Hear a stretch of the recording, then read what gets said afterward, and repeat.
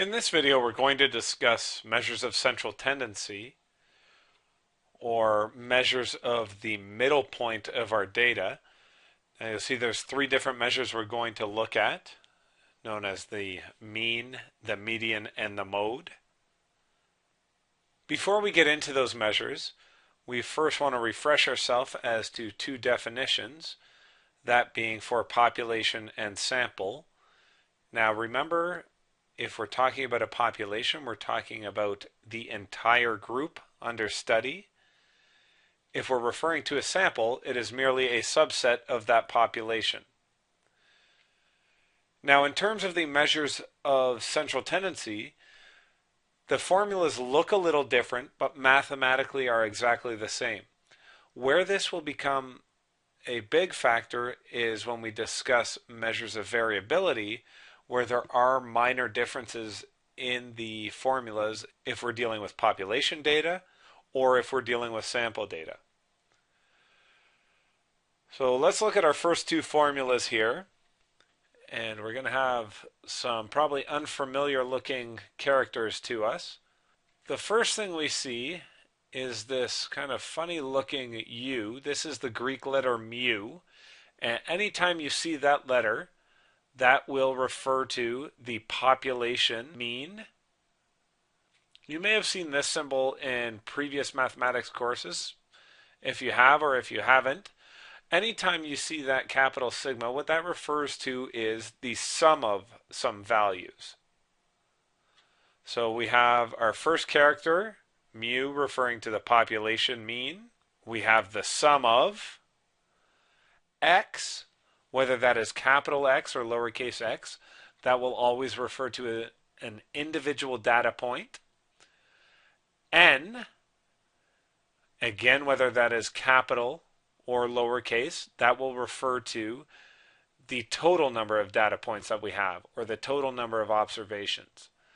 So one thing you'll notice is that when we see population formulas, they will tend to use Greek letters and capital English alphabet letters, whereas when we're dealing with sample formulas, they will tend to deal with lowercase English alphabet letters. Now some of those letters, like we see here, we have X with a line over top of it. That is referred to as X bar. And here we have a different X. Well, we've already learned that in the population formula, the capital X, and we said the lowercase x, will represent the same thing. That is an individual data point. We also said that the capital N, as well as the lowercase n, will also refer to the same thing. And that is the total number of observations that we're dealing with. Mu, well, it referred to the population mean. X bar will refer to the mean from a sample. And we've already learned that this Greek letter represents the sum of. So what both these formulas are saying is that in order to find the mean, we have to take the sum of all the individual observations and divide by how many observations that we have. And I'm willing to bet that almost everyone out there, if I ask you to take a mean, or another way to say that is an average, is you would add up all the values and divide by how many values you have. That's exactly what these formulas are telling you to do. So again, to reemphasize those letters, mu will always refer to the population mean. X bar will refer to the sample mean. X by itself, whether capital or lowercase, is an individual observation. N, again, whether capital or lowercase, is the total number of observations. Now, while these symbols might look pretty intimidating the first couple times we see them, you'll see we'll be using these all the time, and they will become second nature to us eventually. So it is good to get yourself familiarized with these symbols as soon as possible. Let's look at an example. So here we have 11 students chosen at random, surveyed to see the number of Tim Hortons coffees they drank last week. So we're asked to find the mean. Well, as soon as we see that term random, we definitely know that it is from a sample. In terms of population data, there is no randomness because with population data, you are taking all of the values that are possible. So here we'll use our symbols for our sample mean. So to find that sample mean, we take the sum of all our individual data points, 5 plus 7 plus 2, and so on until we encompass all of those data points. Divide by how many data points there are, in this case 11. And if we do so, we should get that there is a mean of 5 coffees. Now what the mean represents is really the balance point in our data. So if we were to take all of those data points and we were to put them on a scale, the point where they were perfectly in balance would be the mean. So there's exactly as much weight below the mean as there is above the mean. If we're to refer to deviations from the mean, and this will come into play as we talk about measures of variability, and one of the measures we deal with will be the standard deviation. What we mean by a deviation from the mean is how far away an observation is from the mean. So if I look at my little formula here, contained within those parentheses, I have x, an individual data point, minus x bar, my sample mean.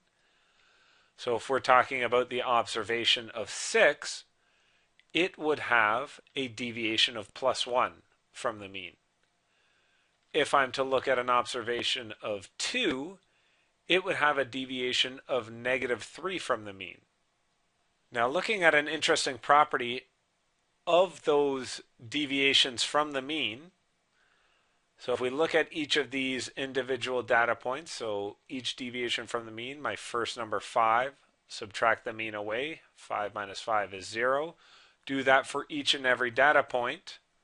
What you will always find, and this is because the mean is that perfect balance point, exactly the same amount of weight below the mean as above the mean, the sum of all those deviations from the mean will always equal 0.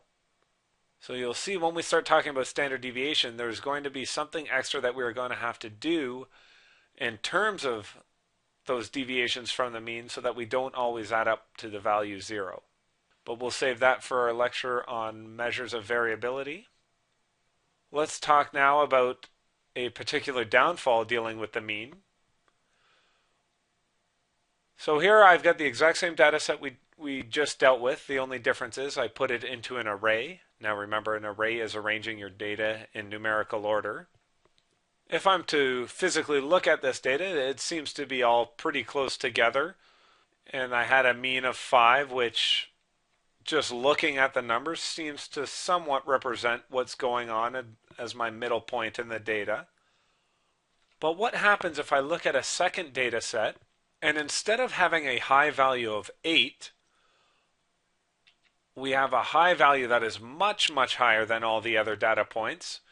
So dealing with a number like 58, now we would call this an extreme value or an outlier. So we can see that is nowhere near my other pieces of data. If I was to calculate the mean on this data set, we would find that changing that one data point would really pull my mean towards that extreme outlier. And if I'm to ask myself, does this accurately represent what's going on as the middle point in my data?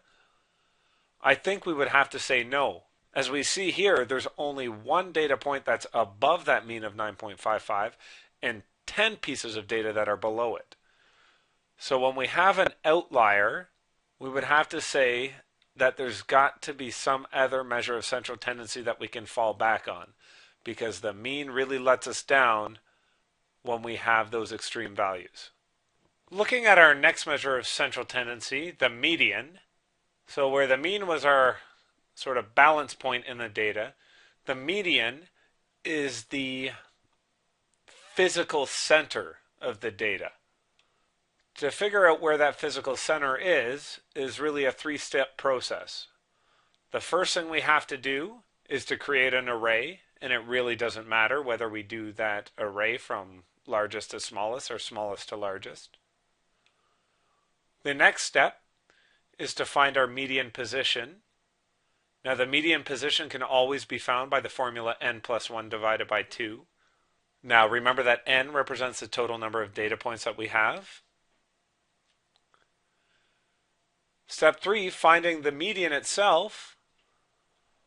Well, depending on whether we have an odd value for n to begin with or an even value of n to begin with, if we have an odd value, so say we have the number 13, if I do 13 plus 1 divided by 2, well 13 plus 1 is 14 divided by 2 is 7, so my median position is simply counting along my array until I get to position number 7, and that's the median.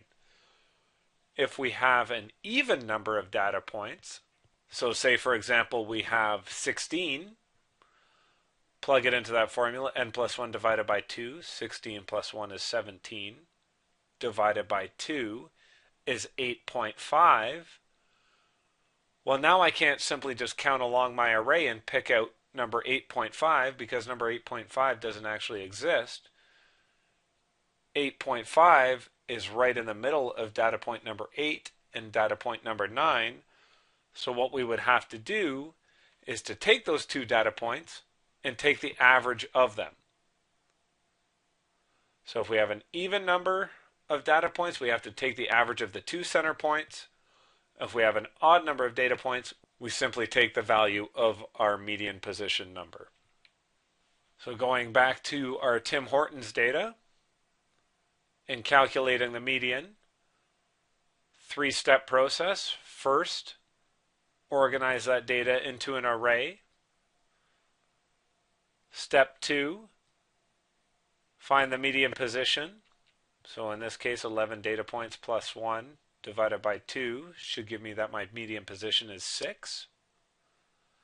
So now all we have to do is count along 6 places in our array, and that 6th number will be our median, which is in this case 5. Getting back to our example with the extreme outlier, well, we saw how adversely affected the mean was when we had an outlier. Having one data point really swayed the mean towards that outlier. If we look at how the median would be affected for each of those data sets, well, because the median is the exact middle number, it really doesn't care that 8 was 1 higher than the previous data point of 7, or my number 58 is 51 places higher than the number 7. We're only looking for the physical center within these data points. So we see here that the median, whether we have 1 or 2 outliers, really is not as adversely affected as the mean is. So when we have those extreme outliers, the median is the measure of central tendency that we would like to fall back upon. So far we've looked at the mean, which we found out was the balance point in our data, the median, the physical center of the data, and now we'll look at our third measure of central tendency, the mode, which is simply our most common occurring piece of data. There are some issues dealing with the mode in the fact that we may have data sets that have one mode, where we have one number that occurs more than others. But we may also have data sets that contain no mode, so no data point occurs more frequently than any others. Or we may also have something that is called multimodal, where we have more than one mode. We have 2 or 3 numbers that occur more frequently than any of the others. In terms of calculations for the mode, there's really no calculations to make. It's simply picking out the piece of data that occurs more frequently than any others. So if we're to look at this data set, we see that we have several numbers occurring twice, but there's only one number that occurs 3 times, and that is the value 5. So in this case, our most common occurrence, or our mode, would be 5. One last thing we'll talk about in terms of our measures of central tendency is skewness, or symmetry. Now, when we're looking at data sets, we may have data that is symmetrical. So we have a nice bell-shaped curve where we have a definitive peak in the middle of our data. And so as we get towards our outer tails, we're so slowly dwindling down. In a data set that is symmetrical, what you will find is that the mean, median, and mode are all relatively equal. We may have another situation where we have most of our data points in a high range with some extremely small values. We would refer to this data set as being negatively skewed or left skewed. Now, because of the way that the measures of central tendency are affected by outliers, what we would see with this data set is that our mean would be the one that's most affected by those outliers and would be the lowest of those three values. The median much less affected, and then the mode, our most common occurrence, would happen where most of our values occur. Quite the opposite, looking at a data set that is positively skewed or right skewed, we have most of our values in the lower range with some very extreme high values. And in this case, again, with the mean being the most affected by those outliers, we would have the mean as the largest of the three values. So those large outliers are pulling the mean towards the high side, the median much less affected, and then the mode happening where our most common occurrences happen. What we want to think about in terms of which measure of central tendency most accurately reflects our data, we have to think about whether our data is symmetrical or skewed. In terms of pros with the mean, well, this is definitely the most common measure of central tendency we have. If you can use the mean, you want to use it. A big drawback is that it's influenced by extreme values or outliers. The median, definitely less affected by those extreme values, but is the less preferred measure for symmetrical data. The mode, its big pro is that we can use it for qualitative data. What we mean by qualitative data is data that is not numerical. Numerical data is referred to as quantitative data. Qualitative data is more data that we would describe with words. So, for example, if I was to take a survey and ask people what their favorite fast food restaurant is, we may have some people answer Burger King, some people answer McDonald's, some people answer Wendy's. Now, there is no way I could describe that data in terms of a mean or a median, but I could definitely describe that data in terms of a mode. Remember, the mode is simply the most common occurring value, so we could definitely say that McDonald's or Wendy's or Burger King was the most common response, but we couldn't somehow take an average of Burger King, McDonald's, and Wendy's and somehow say the mean of that value is Harvey's. What we do have as a big con for the mode, though, is that we saw that we may have data sets that have no mode, or we may have data sets that are multimodal, so more than one mode. So when should we use each of these? Well, we should use the mean when we have data that is quantitative, so numerical, and not skewed. So numerical data and symmetrical, we use the mean. When do we use the median? We use it when we have data that is quantitative and skewed. And when will we most likely use the mode to describe our data? Well, we use this when we have qualitative data. So something that is not numerical. So at this point, we've already learned how to do the calculations of mean, median, and mode by hand. What we're going to do now is to use Excel to make these calculations much easier on ourselves, especially when dealing with larger sets of data like we have in front of us. So I would like to calculate the mean, the median, and the mode. So remember, a good place to start looking for formulas is obviously under our Formula tab, More Functions, Statistical, and if we scroll down to mean, we don't see a formula for mean anywhere. I do see one for median for sure, but there is nothing for mean. Well, if we remember that mean is really synonymous with the word average, and if I click on the average function and read what it tells me it's going to calculate, it says it will return the average or arithmetic mean of its argument, exactly what we're looking for. So with this function selected, we simply highlight all of our data, hit enter, and what we should find is that the mean is 591.06. For the median, we have already seen that there is an Excel function for median. Under statistical, scroll down to median. And again, highlight all of our data, hit enter, and we see that we have a median of 591.10. One nice thing about the Excel 2010 functions is with previous versions of Excel, there was no way to tell if we were dealing with a multimodal set of data. It would only ever return one mode to us. However, if we look at the functions within Excel 2010, and we notice that their mode functions, we have a couple different options. We have mode.mult and mode.single basically, which if we select mode.multi, what it tells us is it returns a vertical array of the most frequently occurring or repetitive values. So if I select this function, it will actually be able to tell me whether this is a multimodal set of data and what all of those various modes are.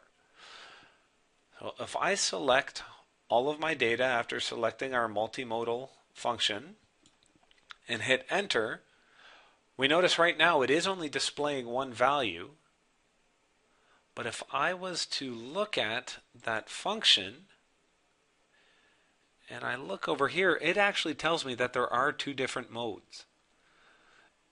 If you would like those to both display in your worksheet, you will have to make use of Excel's array function. With only typing it in as we have, it will always only express a single mode, which would be the same as the mode.single function. However, if we're to retype that in a way that would let Excel know that we're dealing with an array, it will actually go and express all those values for us. What we have to do for that is first, and we notice that it did tell us that it was going to represent this in a vertical array. So vertical, up and down. First you have to select multiple different cells in a single column. You start with the exact same function, so statistical mode.mult. Select all of the values we want it to calculate the mode for. And then before clicking OK or before hitting enter, if we hit Control and at the same time hit the Shift button, and while we have Control and Shift both pushed down, hit the Enter button, it will go and display all the possible modes that there are. So here now we have it displaying a mode of 591.33, 591.04, and then this last part, the number sign NA, means that's not applicable. There's only two modes within this data set, meaning that I have all the modes that were possible displayed to me. Now, unfortunately, because I've already put this in array notation, it is impossible at this point to go and delete any part of that. So that will be there as long as I have my worksheet.